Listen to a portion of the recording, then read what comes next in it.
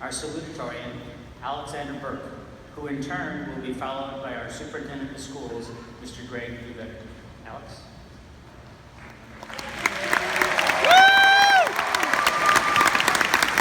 Get him, kid. Good morning, Bishop Van, Father Haran, Superintendent Duvetter, Mr. Sulik and Mr. Dunn, administration, faculty, family, friends, and class of 2017.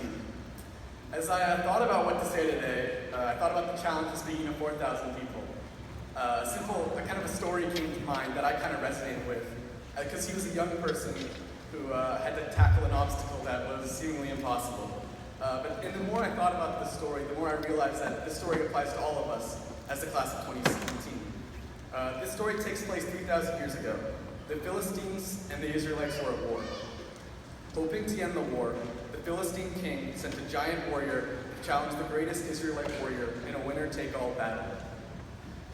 The giant of a man approached the Israelites, completely decked out in golden armor, with a massive sword in one hand and a great spear in the other. It is said that the earth shook with each thunderous step.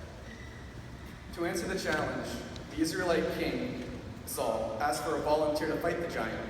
As you may guess, no one volunteered. Saul was ready to surrender when finally a small shepherd boy volunteered to fight the giant.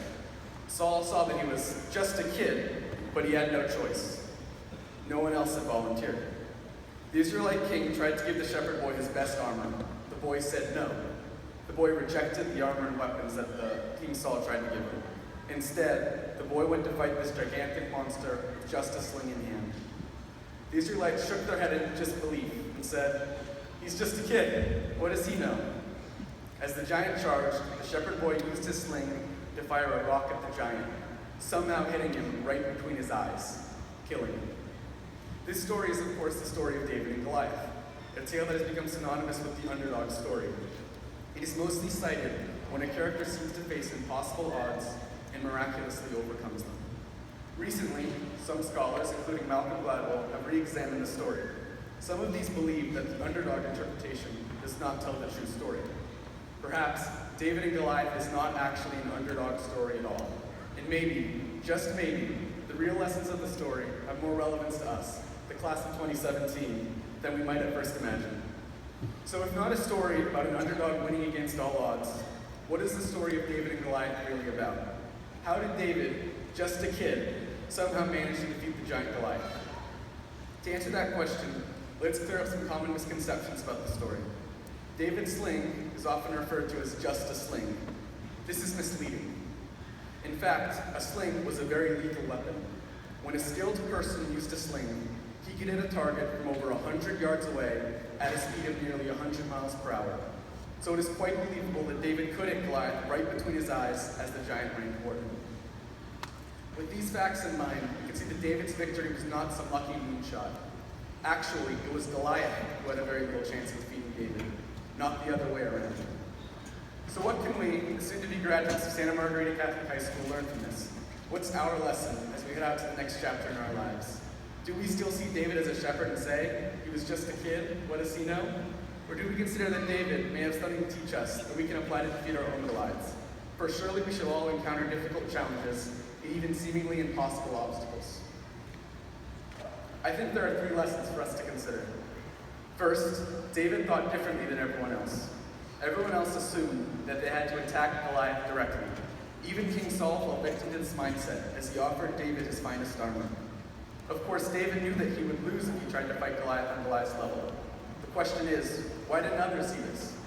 Why didn't the arrogant Goliath see it coming? The lesson, and this is important, is that great leaders think differently. Santa Margarita has prepared all of us to do this, to think differently. From classes ranging from philosophy and theory of knowledge, to English and biology, as well as activities such as the Pixel Club and debate, we have learned how to approach and tackle problems from different perspectives. From classes such as history, French, Spanish, Chinese, and art history, as well as activities such as MUN, we have learned about other cultures and belief systems. Because of our time at SM, we have a greater capacity to understand, to see things for what they are, not just what others tell us they are. SM has armed us with the ability to see beyond assumptions and groupthink. We are ready and able to reject these and discover the truth that others might not see. A second lesson we can draw from this story is that the seemingly impossible is often possible. David shows us is that it's all about perspective, not what we see, but how we see it. David saw the same armor-clad giant as all of the other Israelites did, but somehow he looked at the same facts and he saw a path to victory. I know for me, much about the 4 years here at SM would have seemed impossible when I started as a freshman. Certainly, I never expected to be here in this place, speaking in front of you. I'm sure that each of you can reflect back and consider what you have accomplished during these last 4 years, whether in the classroom, at an activity, in service to others, or on this stage. You have so much to be proud of. And on the athletic fields, we remember the many CIF and Trinity League championships, from track and field to football, from swimming and water polo to basketball, hockey, and baseball, from volleyball to lacrosse, just to name a few. We can each think back on the things that we as a class of 2017 accomplished during our time here, beyond what many of us may have once thought possible. The third and perhaps most important lesson of the story of David and Goliath is to have faith in yourself. Everyone thought David was foolish. They assumed that he was just a kid. What does he know? But David had faith in himself and the truth he saw before him. Perhaps when all is said and done, that will be Santa Margarita's greatest gift to us. Whether it was in religion class or living out Caritas Christi through the countless service hours we tallied as a class, we learned to have faith in ourselves, to see ourselves as God sees us, with the potential that He has been bestowed in each of us. And we learned to have faith in each other. And hopefully, as we graduate from SM, we will grow closer as a community, as the class of 2017. It's funny to think about it. While we were at school, we were somewhat divided into different teams and social groups. But as we leave SM, all of those divisions melt away, and we depart as a unified community, forever known as the Santa Margarita Catholic High School's class of 2017.